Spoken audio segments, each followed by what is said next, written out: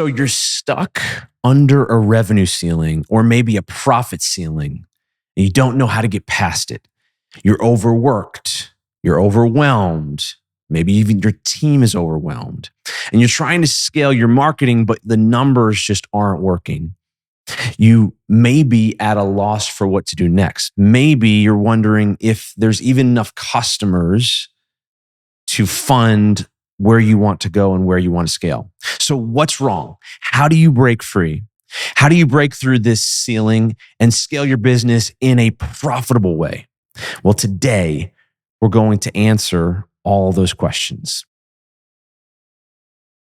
Hey guys, welcome to Metacake, where we break down the principles behind creating a successful e-commerce business. My name is Kenneth Ott, and today we're going to get you unstuck. Now, I've been in this place before. In fact, that place actually never goes away. It just changes. Ceilings are always there. They're always going to be there no matter what stage that you're at. And I've actually advised hundreds of e-commerce owners and entrepreneurs through all levels of scale, from zero to hundreds of millions of dollars. And I found that there are certain skills and there are certain tactics that are the playbook for scaling. And I'm going to share those with you today. But let's all get on the same page and talk about what scaling actually is in e-commerce, because scaling is a buzzword. The truth is, it's more about growth, and it's about good growth, because some growth is actually really bad. Some growth is actually a curse. Scale before you're ready for scale is actually incredibly painful. One of the most painful things you can probably imagine as an owner or an entrepreneur. And ceilings are actually there to protect you. Those ceilings keep you from getting something that you think you want before you're ready for it that's actually going to hurt you. What I've found is scaling has to do with good growth. It has to be one and the same. And so what is good growth? Good growth, as I define it, as we define it here at Metacake, it's healthy, it's profitable. Some even call it godly growth. And it's as fast as possible, but it's not reckless. It maintains profit, it stays on your purpose, and it's consistent and not haphazard, right? You're not running all over the place, chasing one thing and then chasing the other thing, running into walls, ready, fire, aim. Like, that is not good growth. But that is typical when it comes to scale, especially scaling the e-commerce industry. Like, it is the thing that is in the headlines, the thing that is praised as what you maybe want to accomplish are these like crazy scale stories. But what you don't see is most of them spike up and then crash down. And I've talked to so many businesses and entrepreneurs and owners that have gone through that, or that are going through that. And it's really, really painful. It's not what you want to do. So if you follow what everything tells you about scale, then you're actually going to be probably way worse off. And so how do you get good growth and good scale? There are actually some specific ceilings that I often see in all sorts of e-commerce businesses. And hopefully this is helpful for you, because you're probably at one of these ceilings. The first one is zero. Okay, zero is the first challenge that you have to break through, right? The first place that you may be stuck when you're starting is at zero. Getting that first sale is really, really hard. Getting everything in line up to that first sale is really, really hard. So zero is a big one. The next one is about $300,000, right? And at $300,000 in revenue, no matter what you sell, about that level in the e-commerce world, that's where this thing actually becomes a real thing, right? It goes from maybe an idea to, wow, this is actually possible. It may work, right? So that's about $300,000 or so. And then the next ceiling that I see is about that $3 million mark, right? And so at about $3 million, then you start to see, wow, this is actually a real business. Like, this can maybe actually has some legs. I can actually do something with it. Maybe I can support my family and a team. Maybe I can get the life I want, right? The thing that you wanted the freedom that you desired when you started this thing starts to become real at about $3 million. When it gets to about $10 million, that's typically the next ceiling. At about $10 million, you're starting to feel maybe like this thing is really, really good. And this is really where you have to watch out. Because at $10 million or so dollars, people start to feel like, wow, I've made it. Like this business is this is doing something. And it is. But what's dangerous is you think you're bigger than you are, or the danger is that you may think that you're bigger than you are at $10 million. At $10 million, you can still be wiped out immediately. And you have to make really cautious or really strategic decisions about how you get to the next level.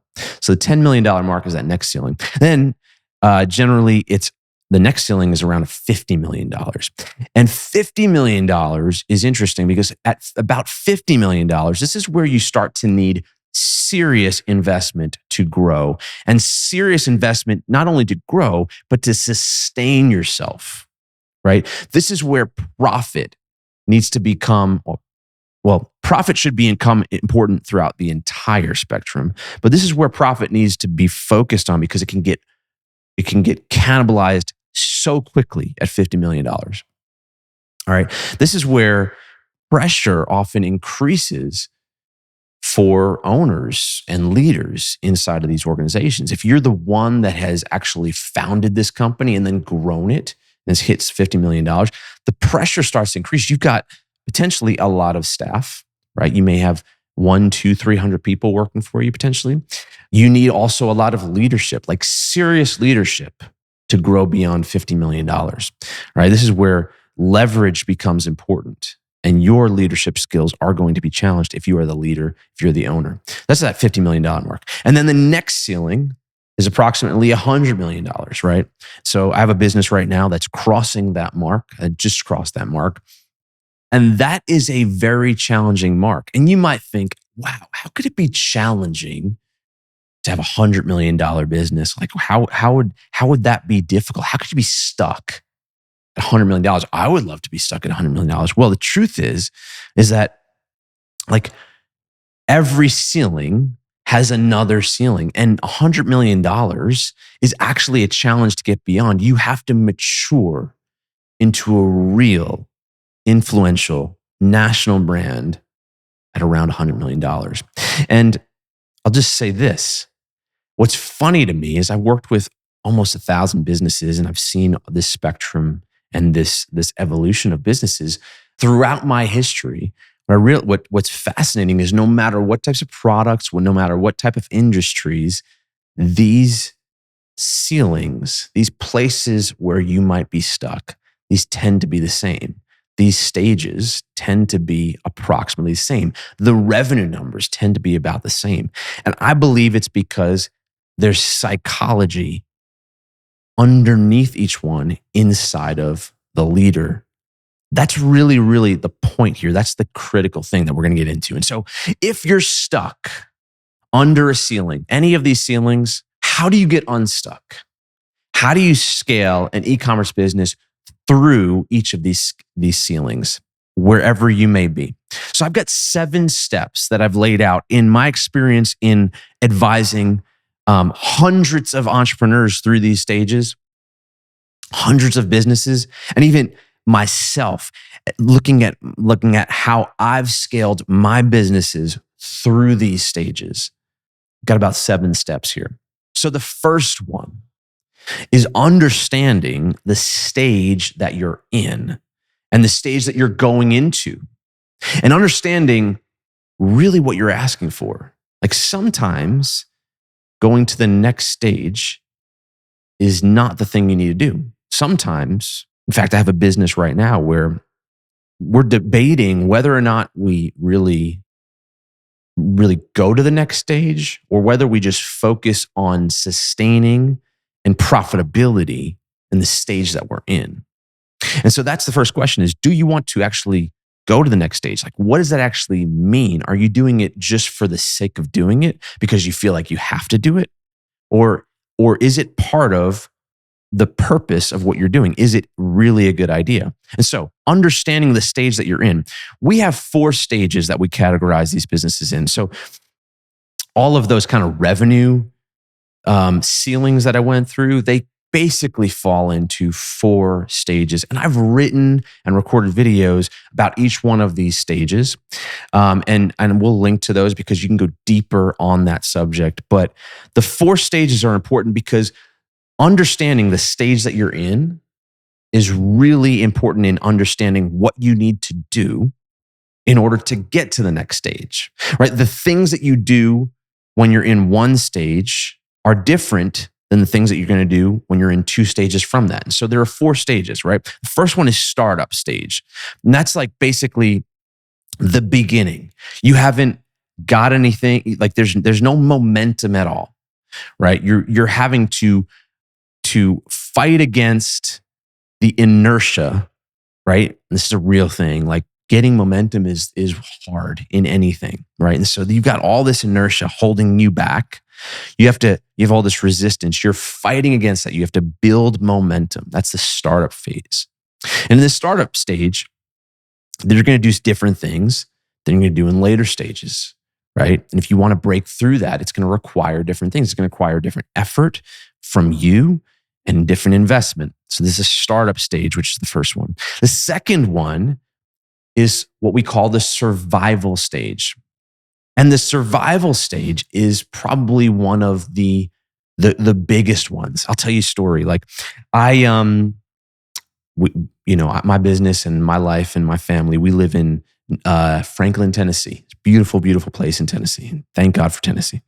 But a couple times a year, at least once a year, we go to a lake. And that lake is way up in the middle of nowhere in the Adirondack Mountains. Okay. And so to get to the Adirondack Mountains, right, with the size of our family, we decide to drive. And it's basically 1 day or 2 days to go through. Sometimes we'll do it in 1 day.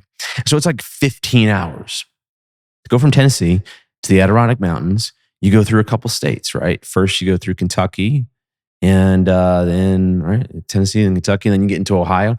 And what's funny about the drive is like, you feel like you're in Ohio forever. Ohio's like this, 7 or 8 hours of like the 15 hours, maybe more. It's just a giant chunk of the drive, right? Nothing against Ohio, love Ohio. But it feels like you're there forever. That's the survival stage in these 4 stages. The survival stage is the longest stage. It can be the hardest stage. And the thing to consider about the survival stage is some people think that they're in a healthier stage. The next stage is health. Some people think they're in the health stage when they're actually in the survival stage. $10 million,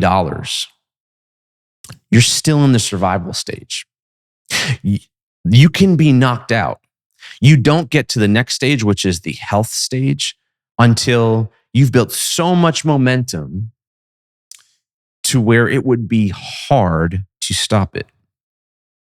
So the survival stage is the things you do in the survival stage are very different than the things that you do in the startup phase stage or the health stage.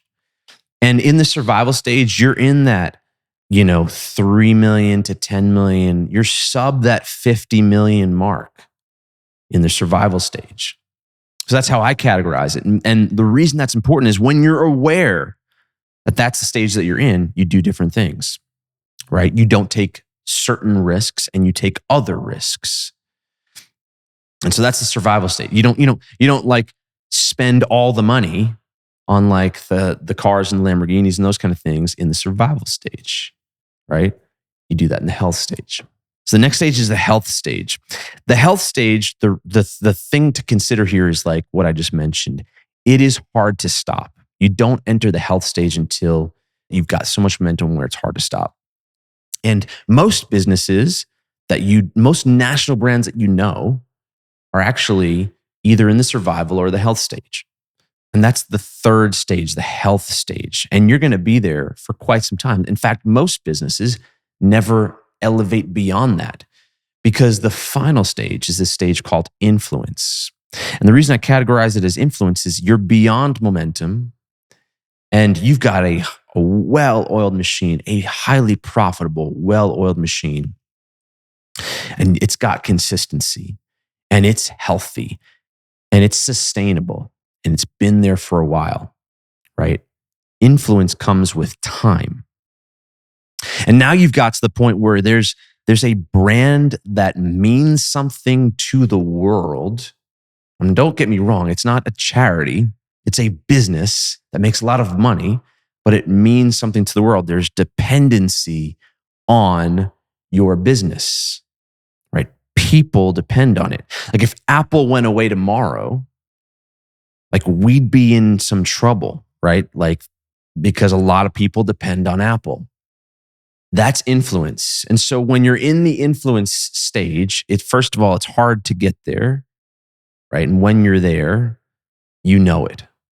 So those are the 4 stages. So understanding what stage you're in, and if you're listening to this, you're probably startup, survival, maybe your health. Of all the people I've worked with, there's only been a few in the health stage and only a very few in the influence stage. So figuring that out is important. Figuring out what stage you're at and where you need to be stuck. Or where you are stuck. The next step is being willing to be a real leader. And so I don't know if you were looking for tactics, and I'm going to get some tactics in a second. I'm going to get to some tactical things. But at the end of the day, here's the hard truth. Like the real issue with why you're stuck at whatever ceiling you're under is yourself, right? It's nothing else. If you're looking elsewhere, you're looking to people on the internet and you're finding this video and you're reading this article. But the truth is that the ceiling is inside of you. And maybe that sounds philosophical, but that's the truth. Like in owner, if you want to be and have a $1 million, $10 million, $100 million e-commerce business, you have to become the owner or the leader of that business, the business that you want to have. And so what got you to where you are is different than what gets you to where you want to go. And that may sound very, like personal development-y. Is that a word? But like that's the truth. But it's deeper than that. So it's really all about the leader. So you can only look for you can look for tactics all over the world, wherever you want, but you're only stuck. You're stuck behind the leader, whoever that is. And if that's you're stuck behind the leader. And so that's the case with myself. I see that with the businesses that I'm trying to scale. They can only scale beyond up to my ceiling. I realize that I'm the one holding them back. Now, it may seem like other things are holding those businesses back. It may seem like tactics, or maybe you need investment, those kind of things. But like when it comes down to why are those roadblocks in place, it comes down to what do I need to do to remove those roadblocks, or what am I doing to keep them here? And so there's this concept that your ceiling is only as high as the ceiling of your leader, right? Said differently, your capacity as a business to grow is limited by the capacity of the leader. And so it's your mental capacity. It's an actual battle that you have to fight. You actually have to go out and fight a battle. If you want to get from the startup phase to the survival phase, or if you want to get from the survival phase and you want to get out of survival and you want to get to the health phase, you're going to have to fight for that. Like there's a barrier, there's a ceiling, there's a place you're stuck. There's actually a battle that you have to go wage. Maybe that's maybe that's a mental battle. But there's a battle you have to go wage to actually acquire that land. Like I look at it, this may sound funny, but I look at it as an invasion. Like I need to go get the land. And it's going to be hard. And it's going to be challenging. And I need to prepare mentally and physically for that.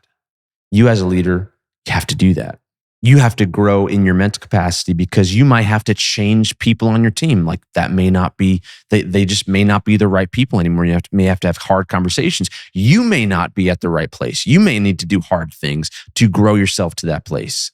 You may have to take more risk, right? You may have to and will have to increase your capacity for what you're willing to invest. I can't tell you how many times I talk to people who say they want to have a $50 million year next year, but then they see the price tag which is much smaller than, $50 million for what they might need to invest in order to get there. And they say that they're not prepared to invest that. And it's not even that they don't have the money, it's that they don't believe their capacity for what they have to invest is much less. Like it's too low.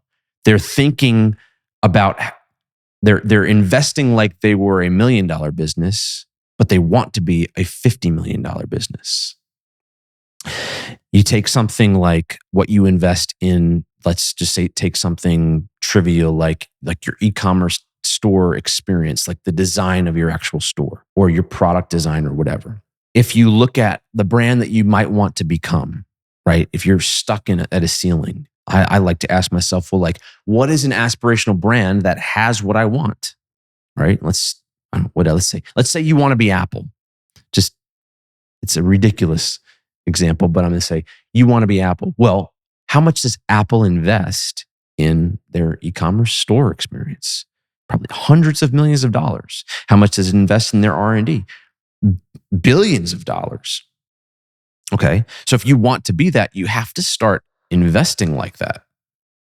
And so you shuttle it down to a much smaller thing. Let's say you're trying to get to that $50 million mark. Let's say you're trying to get to that $100 million mark, right? You look at a business that's an aspirational business, that the brand that you want to become. Well, what do you think they invest in those kind of things?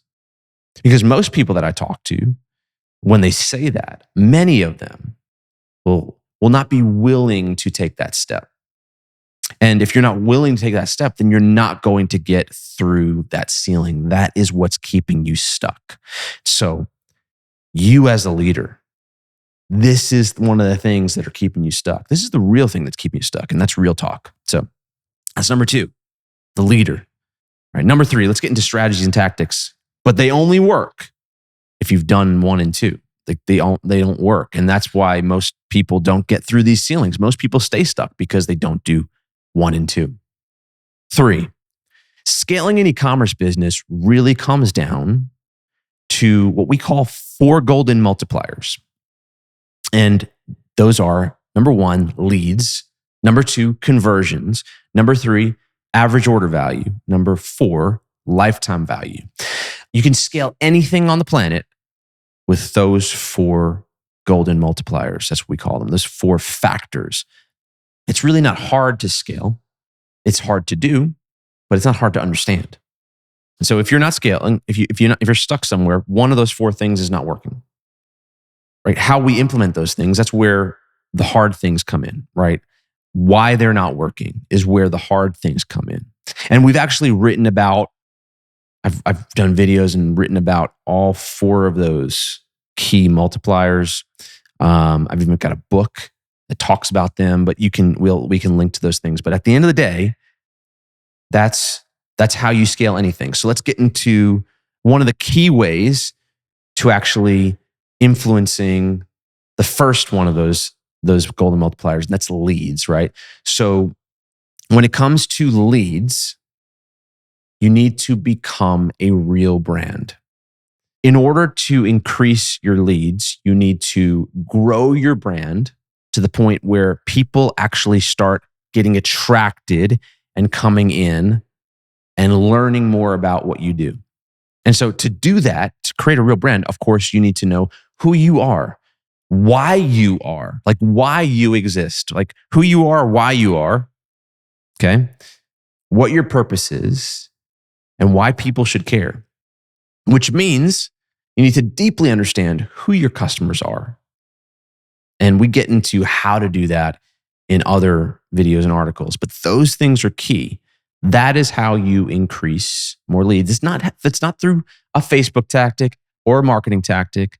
That's what all the people that don't do this at high levels say it is, but it's not that, right? It's about your brand and knowing these kind of things. That's the first thing to impact. The second thing to impact, or the next thing to impact, is conversions, right? So how do you get conversions? You get conversions through a great offer. All right. And so you have to present someone with something that they can't refuse. That's generally speaking how you get the conversions. In order to do that, of course, you have to have an amazing buying journey, right? So you're the experience of going from whatever ad or whatever email or whatever brand message to learning about you and making someone really want to buy your thing. Like, that experience has to be dialed in. And so if you don't invest in your store design, your store experience, and the psychology of your offers and those kind of things, then you're not going to get the conversions. And a lot of people are unwilling to do that. I have this phrase, which is people buy for one reason and one reason only. And that's because they feel like it. And if you think about it, that's true. Like, people only buy when they feel like buying. So we have to create an environment where people feel like buying, right? And if you don't have a great offer and you don't have a dialed in, intentional customer journey, store experience, buying experience, then they're not going to convert. They're not going to buy. So that's conversions. All right. The next is average order value, AOV. And so when it comes to AOV, average order value, it's about the ecosystem of products. And this goes to average order value and lifetime value. I'm going to group those things together. The ecosystem of products, the ecosystem that you create is how you break through that next ceiling.